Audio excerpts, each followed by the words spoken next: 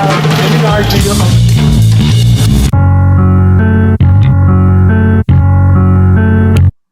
Hello, everyone. Welcome to the Horror Room. I'm Travis Bruce, and today I'm going to be shining a spotlight on another indie horror author. I have with us today the author of a book that's coming out March 23rd, and it's called Chasing the Dragon. I have with us today Mark Towns. Mark, welcome to the Horror Room. Hey Travis, it's a pleasure to be here, champion. You're looking mighty fine there, buddy. Mighty fine. Thank you, my friend. Thanks, my friend. I got my Beetlejuice shirt on and everything. I saw that. Yeah, I always get t-shirt envy whenever I go on these podcasts, and I always think I need to get myself sorted out for the next one. You know, some gear, some proper gear, but yeah, I never get around to it. But I'll have to get on top of that one. It's crazy. I never wear I try to wear crazy, horror t-shirts on these interviews. I never wear them in my personal life though. Oh, really? Yeah. So if you go into the shops, you wouldn't go in an Evil Dead t-shirt or anything like that. It's just purely for you in your comfort zone. Yeah, it's sort of relaxed sort of state. It's for home. Maybe if I go to a horror convention or something that fits in. But my 9 to 5 job, I'm either wearing a suit or tie or dress clothes, and so that's my normal look. Yeah. Yeah, same. So it's nice just to dress down and and just go full on horror and let it all hang out, so to speak. Exactly. Now, tell us a little bit about Chasing the Dragon. So Chasing the Dragon, when I explain this, it changes every single bloody time, Travis, to be honest with you, because we haven't got an official synopsis for it. I've played around with a couple of things, but it's essentially about a boy called Simon Dooley, or should we call him a man-child? He's getting a little bit older. And he's had a very, very sort of forced, disciplined upbringing where if he left a cup on the table, crumbs on the counter, his mother would blow a fuse. If someone parked outside their house, if she saw someone drop litter, she was so focused on trying to stop the chaos in the world. I'm going to sort of skip a few plot twists later because they're quite integral to the plot. But the only way that our poor Simon Dooley can escape his mother's voice is to end the chaos. That's the only way he can do that. So he starts by getting a little sort of cape made from a leotard, which is a running joke in the book.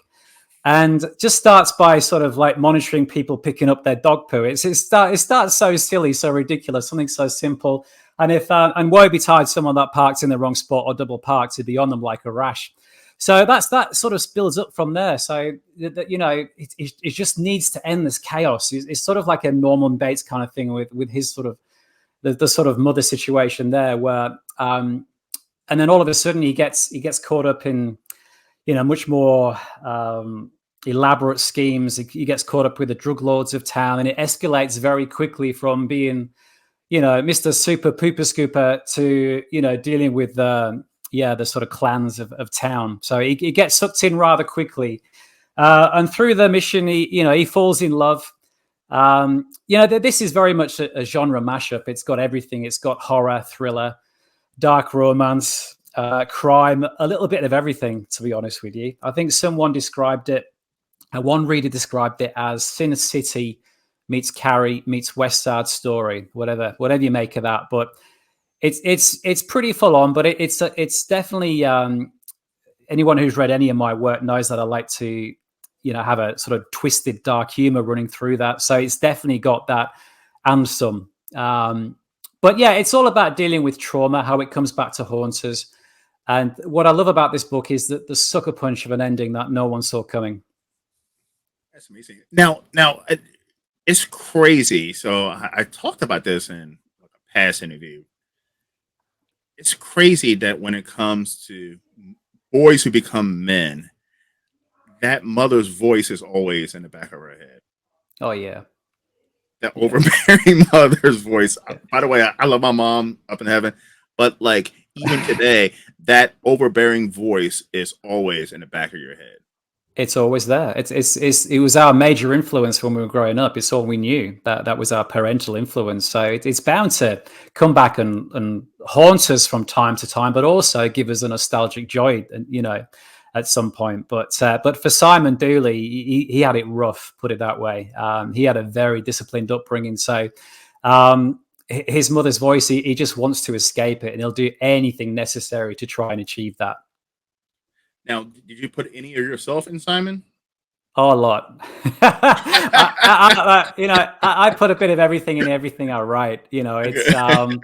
and anyone that has been on the show before has probably Yeah. said that writing is cathartic and it's very therapeutic experience. But for me, this one was a big one because it's like my mother is, you know, she's still alive, and we've got we've got a much closer relationship now through the writing because she's the first reader for all my work. Funny enough, but growing up, she was a handful, put it that way. Yeah, like even to the extent that she wouldn't allow people in the house, even family. I would not be allowed friends in the house for them to stay over.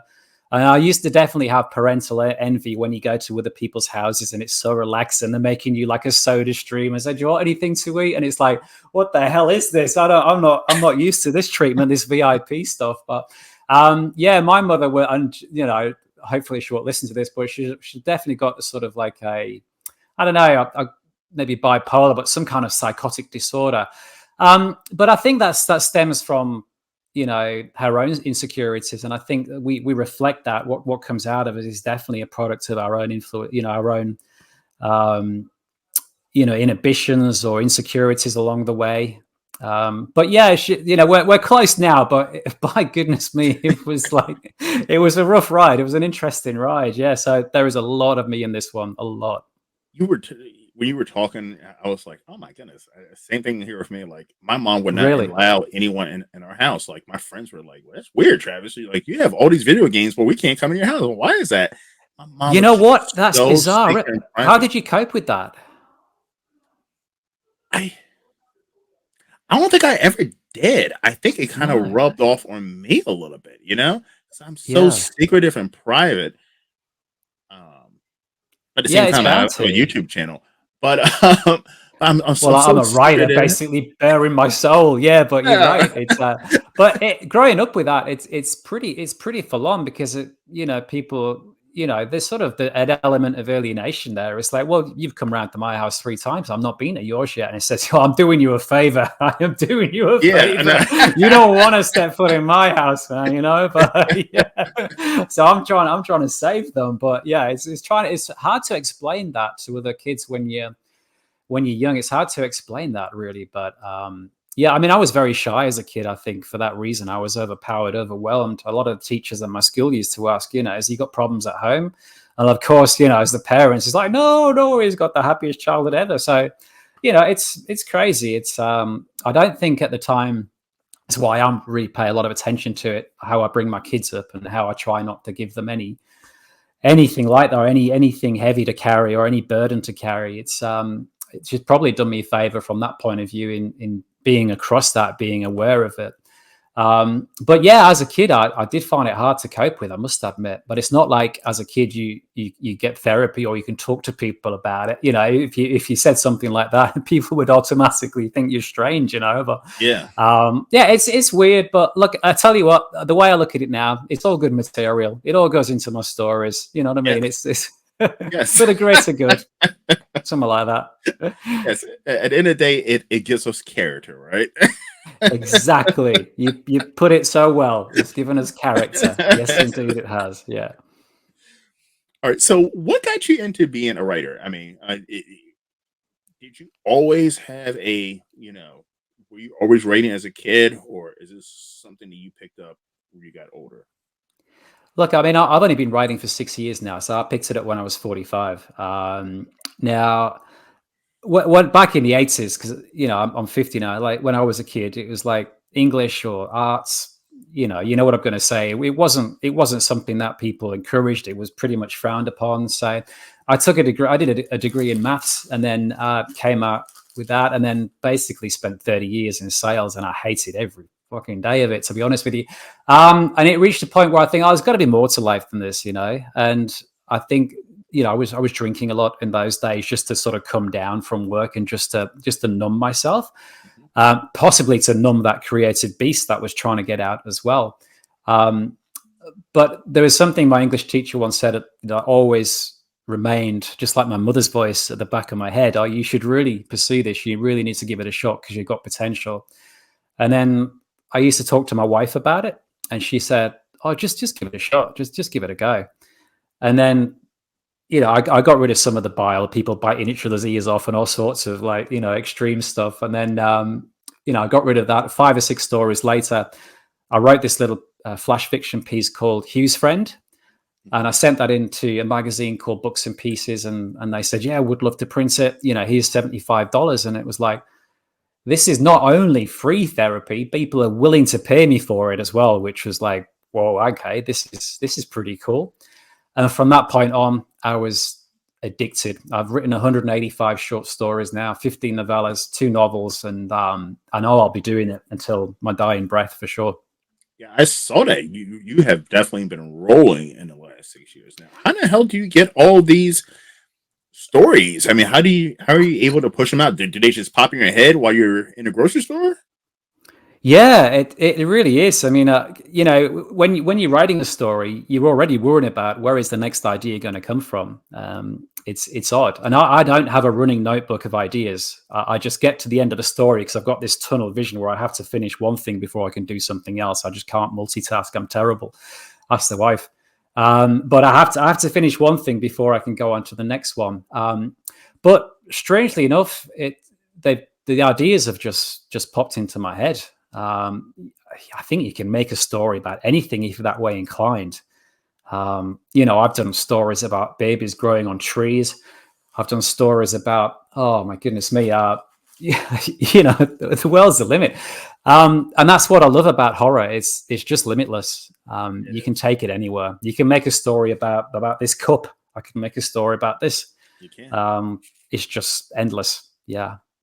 Now, do you ever filter your work because you don't want to offend anyone, or you're thinking, what is the mainstream going to think about this? Is this politically correct? Do you ever try to edit your work to fit the mold so that you don't offend anyone?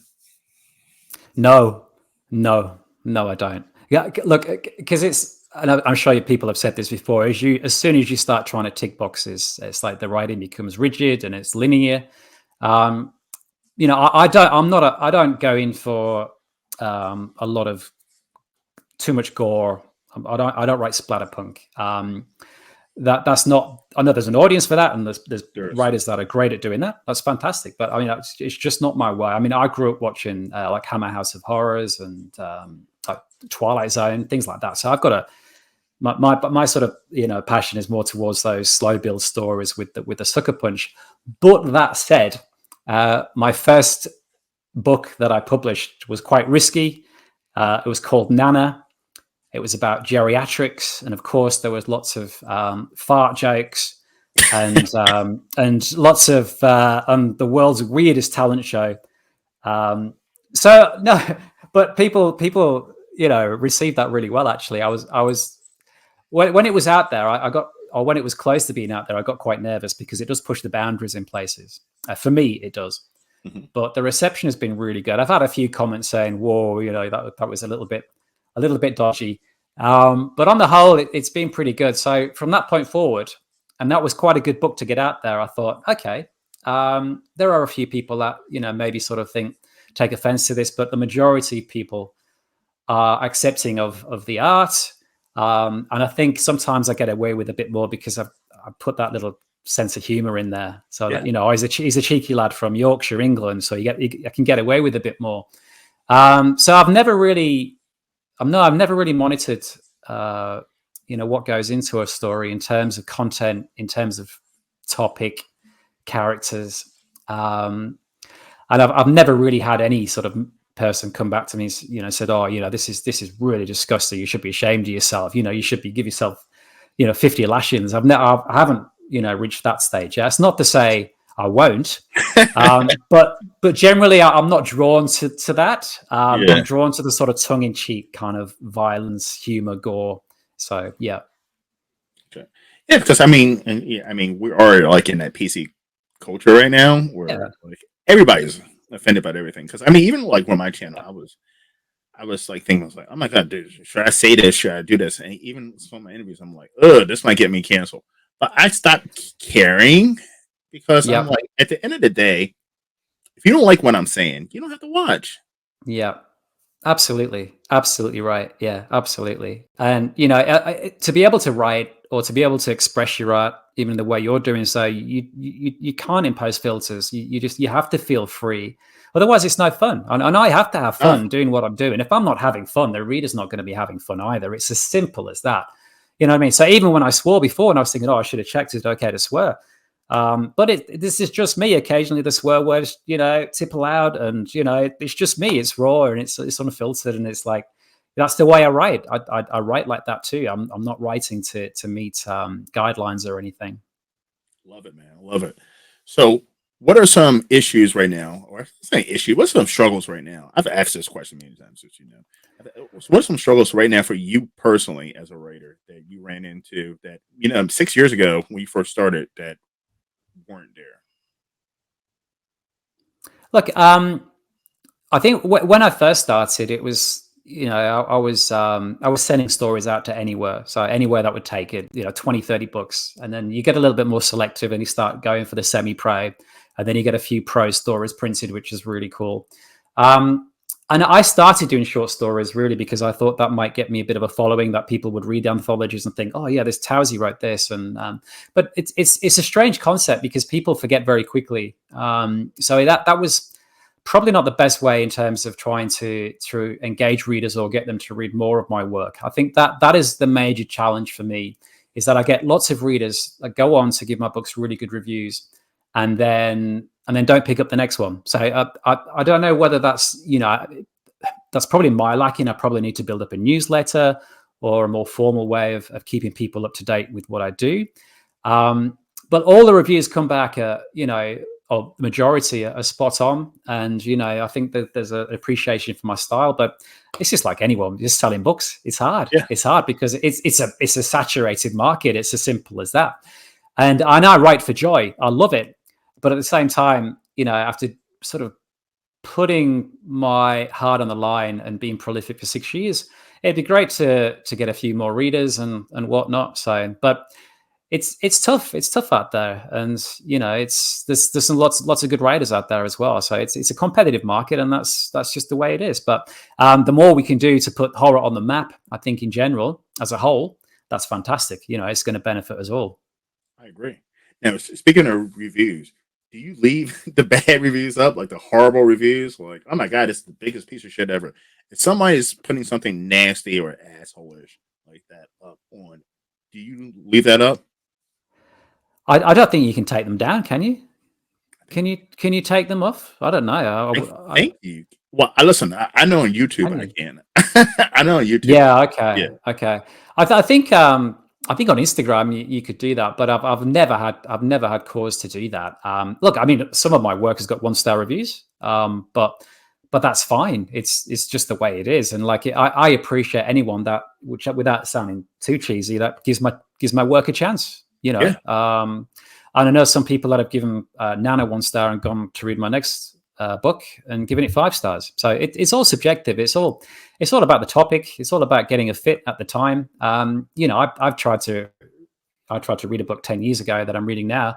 I couldn't get through it then, but now I'm really enjoying it. So it's all subject to time, and we all grow as people and mature as people, different sort of ages of our life. So it's open to so much interpretation. There's so many variables out there, but I don't get upset about 1-star reviews. When I started, I did, because it's like it's hard not to. You're putting yourself out there. Like, I'm getting attacked. Yeah. Exactly, yeah, and you do get defensive, and you think, but it's after a while, it's like, oh, that's fair enough. They've raised some good points. So all you can do is sort of listen to that if it's genuine, affirming feedback, and build on that and move on, and it's going to help you grow as a person. But I've been doing sales for 30 years as well, so I'm a thick-skinned bugger. You know what I mean? Sales guys. Well, you have to yes. be. Yeah, I've done IT sales. I've done all events. I've done all sorts of sales. So it's I'm okay with that. I'm all right. I can deal with that. And yeah, like even to the point of it's like when there's certain like communities in the horror, and they sort of work together, work between themselves, and sometimes you feel I mean, I'm in Australia, so the one thing I do find it difficult to do is sometimes connect with people worldwide. Like even setting up podcasts is isn't straightforward because of the time difference and so forth. But I think there's a sense of alienation there, or isolation a little bit. So I do struggle with that sometimes, in the fact that I feel a little bit left out. But I could probably be doing more to sort of bridge that gap as well. So any opportunity, I'll say thank you to you today for giving me a shot at this is wonderful. I'll take that, and and I enjoy doing this kind of stuff. It's fun. It is fun, man, and I appreciate you Yeah, coming on. Now, it's cool. do you think I'm a sales guy, marketing guy as well? Do you There you think go. that sales and that sales background has helped you as being a writer to get me to know how to get your book out there, how to engage with readers, or no? I'd have to say no. I thought it might do. I Yeah. thought it might do, but there's a fine line.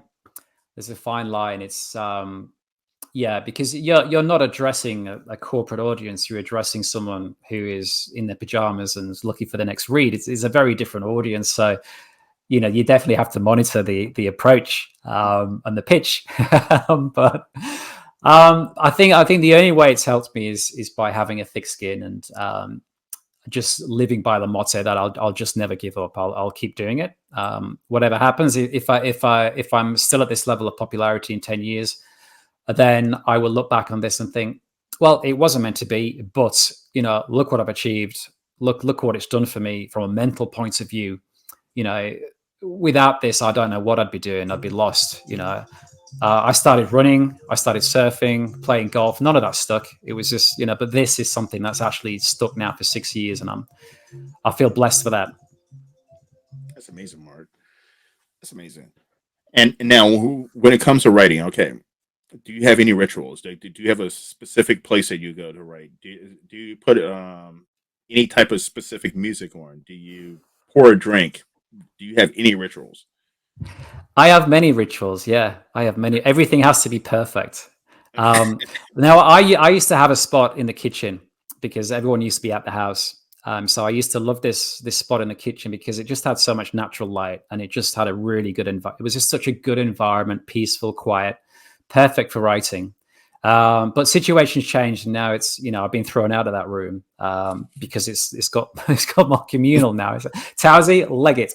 So I'm now in my bedroom, which is so I've got so it's like a bedroom stroke office. It's a decent size. So I've got some nice rolling hills that I can look at. But it took me a long time to adjust to that because I had everything perfect, everything ritualistic, like you said, and then I had to change, and it was like, whoa, okay, this is weird. But now I've got myself back into a ritual now where it's very simplistic. I just have to have a copious amounts of coffee in the morning, sit down, go on Instagram, do all that usual jazz, and then I'm just head down. The one thing I struggle with, I can't do like half an hour, 1 hour in, and then out again. I have to make sure I've got a decent chunk of time to dedicate to it because I have to immerse myself. It takes generally about half an hour to an hour before I'm back in that world again, before I'm back in Magic World, and then before the story starts talking to me again, if that makes sense. So you said you're immersed. How long do you usually write for? About 2 or 3 hours, or? It varies, Travis. I mean, it varies from. I have to steal time when I can because I work full time as well. I've got a family, and it's crazy, man. But I could work for 3 hours is probably the minimum stint, and then up to like 17 hours I've written before. So Wow. yeah. But it So does. It never feels like that amount of time, though, and it never feels like that because you, as a creative, once you're in the flow, time just flies, and it's like, yeah, you blink, and it's like it's the sun's gone down. It's crazy. Your family knows that if your wife and your family knows that if you're in your zone, they know not to knock on the door or The ask wife a does. question or huh? My wife does. She's Okay. she's very respectful. My kids, nah. No. They don't even knock. They just burst in like, Dad, I need a lift. Dad, I need $20. It's like, oh God, be honest. Yeah, it definitely jolts you out of Magic World and puts you back in the reality, I think. But yeah, but that's all right. They're pretty good, to be fair. Look, I mean, I wouldn't have been doing it as long as I have. If Steph particularly is very supportive. She puts up with a lot. She's great. But like she's a musician, so she's dedicates a lot of time to that. So that it works out pretty well that we both have our own interests. So that's awesome. And I think every great relationship, each partner needs to have their own little thing. They really do. Otherwise, it becomes really one-sided and very tough. Yeah. Or they make their partner their thing, which is not healthy. No, it isn't. No. I mean, no. It's a fine balance. It's a fine balance because sometimes I do go the other way. I go to the dark side where I'm like, sort of Jack Nicholson and the Shining territory where I say, but I have to watch myself. Here's Marky. So I do have to be careful, and I have to be aware of that. Yeah. All right, sometimes I'm not, and sometimes Steph has to like grab my hair and just yank me back into reality, which is fair. Yeah. All right, Mark, as you know, this is the fun part of the interview. This is a horror channel, so I'm gonna ask you 3 horror questions. Yep. You ready? Yeah, I'm ready. The first one: which iconic horror character do you feel like you relate with the most? Oh man. You know what? Patrick Bateman. American Psycho. Oh yeah. Why is that? Okay. not because of my extracurricular activities or trying to shove cats into vending or cash out machines. No, it's purely because Steph is pretty sure like I'm like autistic, like on the sort of the scale.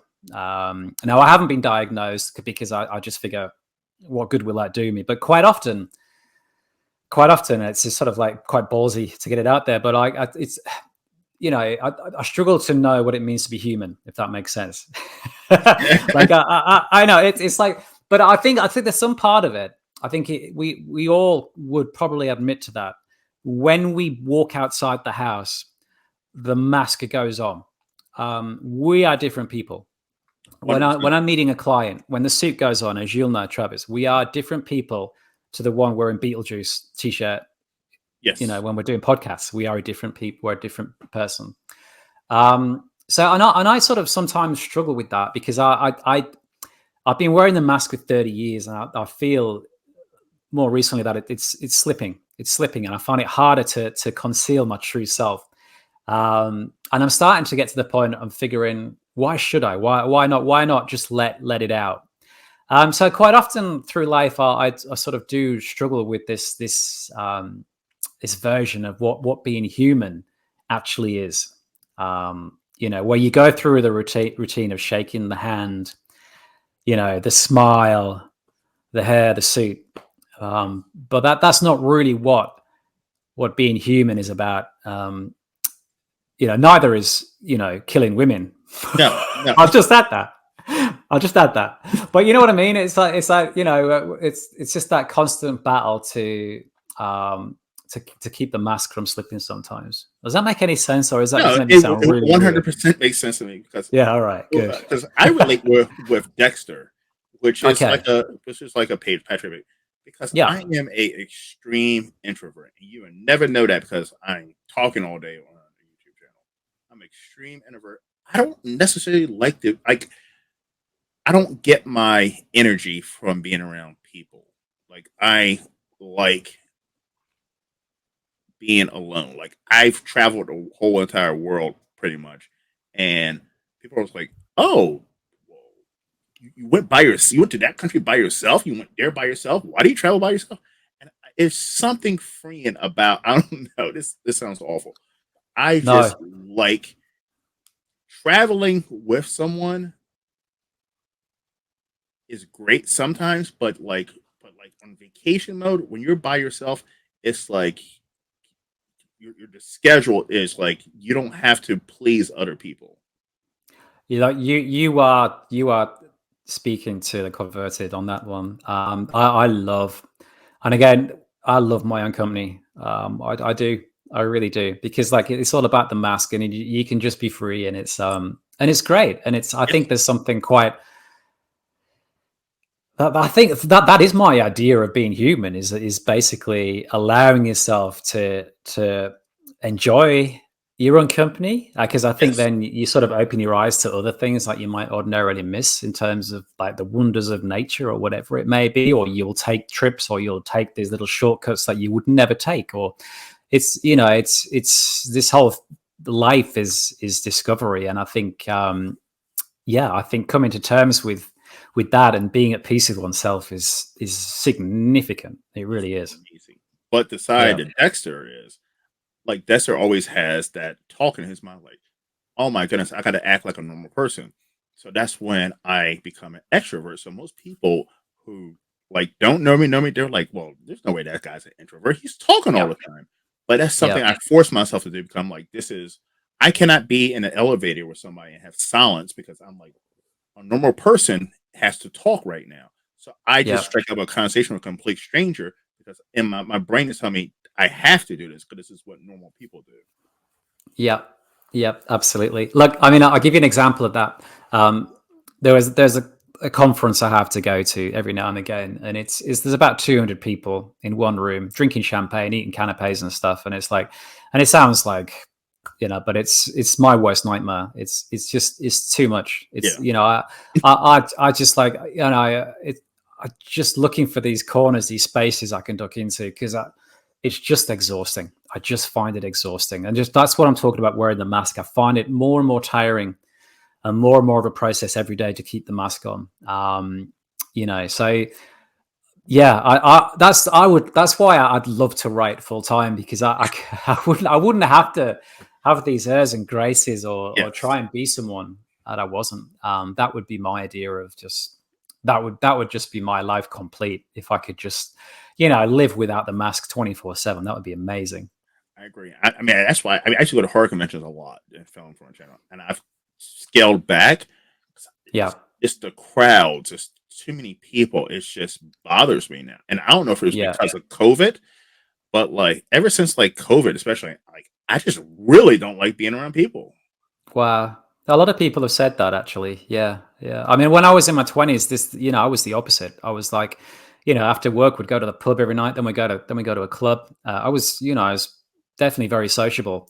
I think as soon as I hit 40, it was like, oh yeah, no, this is, but that's all about, lifting your head out the sand. The same thing I discovered writing is like, I was basically just existing. It felt like existing, like numbing myself through these other pursuits. And now all of a sudden it's like, I feel alive, man. It's like, even though my social circle has declined, I feel more alive, if that makes sense. It's sort of reversibly. Yeah. It's crazy. I'm 41 now, and I'm like, wow, I actually know who the fuck I am, and it's amazing. Yeah. It's an It is. amazing It's great. And you probably don't take any bullshit or have negative or toxic people in your life anymore. And you get, I yeah, have a little like I have no patience for like bullshit anymore. It's Yeah. just like, boom, gone. yeah. It's very satisfying, isn't it? It is. It's To be amazing, like man. that. It's To be like amazing, that. man. It's amazing. Yeah. Because I mean, even when I turned 40, I had all these people on like on social media, and I'm like, I don't contact with any of these fucking people. Like these people, like, and I just deleted a whole bunch of people. I was like, well, why am I even holding on to these fake trophies? It is. I need to do that because obviously when I first started writing, I thought it's important. You have to follow as many people as possible. You have to have as many followers as possible. So I went on this thing. It was like, bum, bum, bum, oh yeah, I've made it. I've got like 5,000 followers, but the amount of interactions is just minuscule. But it's just all that sort of fake sort of profile, the fake Facebook lifestyle, that kind of crap. It's like, but I need to get rid of loads of those. But in reality, my circle is very small, and I love it Me that too. way. And I love going hiking on my own, and I love all that kind of stuff. I do. It's just amazing. It's just yeah. Being alone, there's something about being alone that's so refreshing. It's like you can think clearly. Yeah. The you know. peace. It's just, It's oh just, yeah. the peace is just amazing. Yes. Absolutely. Yeah. We're definitely on the same boat. Yes, on the on same that one, boat. for sure. Yeah, absolutely. Well, we wouldn't be on the same boat. We'd be on different ones, but you know what I mean. Yeah. We could be on different boats, and maybe that has to do with the overbearing mothers. Maybe that's what the reason is. Hey, you never know. You never know. She's taken a beating this one, hasn't she? Bless her. I'll have to say something good about her towards the end, like to finish off. Like. I tell you what, though, she's Yeah. She's a very good editor. She used to be she was a professional secretary for so long. So, and she reads all of my work, and like, it's I'm not too sure how many people would let their mothers read their work in the horror environment, but she's very good. I'll give her that for sure, and it's definitely brought us closer. So, hi, Mum, well done, thank you. Yes, Mom, doing a great job. There you go. All right, well, I'm gonna give you one more question. Yeah. What is one horror film that most people have told you, oh my God, they say this is amazing, this is the greatest thing ever made, and you watch it, you were like, it was okay. Any slasher. Any of them. Any slasher. I don't enjoy them, and I've given them all a try. Just don't enjoy slashers. It's just rinse and repeat. It's the same recipe, and it just bores me rigid. Absolutely, I just can't do it. I can't do it. Mhm. I feel horrible saying that, but yeah, because I know that there's got a massive following, and there's like people love slashers. Just can't do it. Just can't do it. But look, again, it goes back to that's subjective, because I grew up again watching the slow build. Like one of my favorite films is The Wicker Man, the original Wicker Man. I love that film. And films like The Ritual, the Adam Neville movie. But I just love those types of films because it's I don't know. I buy into them more. I buy into the characters. There's something about slashers that's just a big turn on for me. I just don't enjoy them at all. And I've said in past interviews, so I'm sorry, the older I've gotten,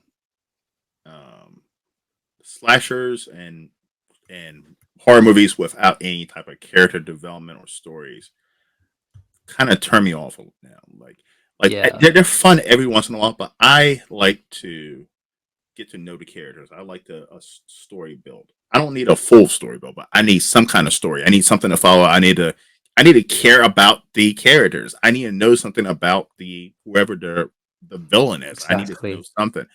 Yeah. And a lot of, I agree with you, a lot of slashers, especially nowadays, don't have that. Yeah. It's Yeah. just a I mean, killer. there are a few of the original ones that set the process that I think did Halloween adhere more to that. amazing.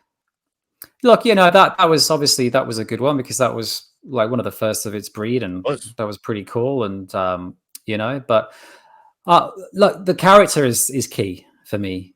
I've discovered that when I first started writing short stories, it was all about the plot for me. I was thinking, how can I fox the readers? But it's all right doing that, but if they don't care about the characters, there's little reward for them. So the debut novel I wrote, Reformo, he's a very traumatized character, and he's very damaged, and the ARC reviews so far, and people have really identified with him, and they've fallen in love with him, and that's a massive boost for me, because that just, without trying to sound like a tosser when I say this, that means it's well-rounded. It's got everything that I would want to read in a book. And look, it's the ARC reviews are fantastic so far. It's got 31 reviews, and like 29 of those are 5-star, 2 4-star, and the feedback is top notch. So it's the best impression I've had, in that initial phase. The tricky thing about this one, I was thinking, was that it was going to be, where do I target that? Who do I market to? Because it is a genre mashup, and it's not the typical horror story that I used to write or have written.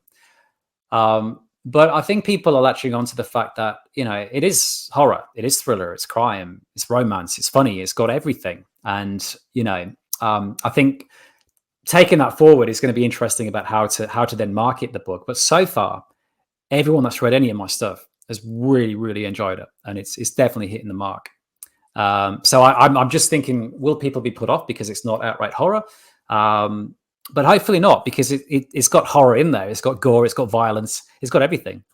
One great thing about horror is horror has so many sub genres in the genre. So it's, if you're a horror fan, you like several of those sub genres. Yeah. You're absolutely right. Yeah, like I said, from the nearly 200 stories I've written love stories. Someone dies, of course. I've written sci-fi. mystery, crime. But you're right. That's the beauty of horror. It can sort of sneak into any recess or of any genre and surprise the reader for sure. So, Mark, where can everyone find you, my friend? So I'm on Instagram. I'm all over Instagram. Towsey Writes, Towsey Writes. I'm on Twitter, Mark Towsey12. I'm on Facebook, just me. Obviously I've got my books on Amazon. There's quite a few out there. Goodreads, all the usual places, really. But I'm always up for a chat. So awesome. Listen, Mark, I would love to have you back on anytime, man. I'd love to. Yes, this was a blast. All right, everyone, listen. March 23rd, Chasing the Dragon. Yep. You can pre-order now. Pre-order, yes. Go ahead and pre-order it now on Amazon. Yep. Or you can order a paperback and hard copy from Erie River directly and get a limited edition. I've gone into cheese mode, Travis. Sorry. Do it. You can get a limited edition, signed bookmark and bookplate if you order directly from Erie River. That's the paperback or hardcover, but just at the moment, Amazon is Kindle only. Okay. Sorry. Awesome. Listen, guys, get out there, pre-order, get an autographed bookmark. Mark is using his 30 years of sales to push that. Good job. Listen, I'm going to grab a copy too. So, Mark, once again, thank you for coming on. Everyone, thank you for coming to the Horror Room once again.